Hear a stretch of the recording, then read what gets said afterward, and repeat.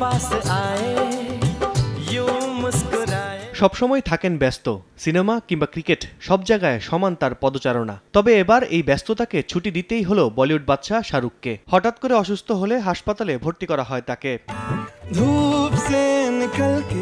ভারতীয় সংবাদ মাধ্যমের খবর, শাহরুখ খান প্রথম আইপিএল প্লে অফ ম্যাচ দেখতে আহমেদাবাদে গিয়েছিলেন। ইভেন্ট চলাকালীন প্রচণ্ড গরমে তিনি হিট স্ট্রোকে আক্রান্ত হন। এতে অসুস্থ হয়ে পড়েন এই বলিউড সুপারস্টার। এরপর তাকে আহমেদাবাদের কেডি হাসপাতালে ভর্তি করা হয়। তবে তেমন চিন্তার কোনো কারণ নেই বলে জানা গেছে। এ ব্যাপারে কেডি হাসপাতাল থেকে কোনো কিছু জানানো হয়নি।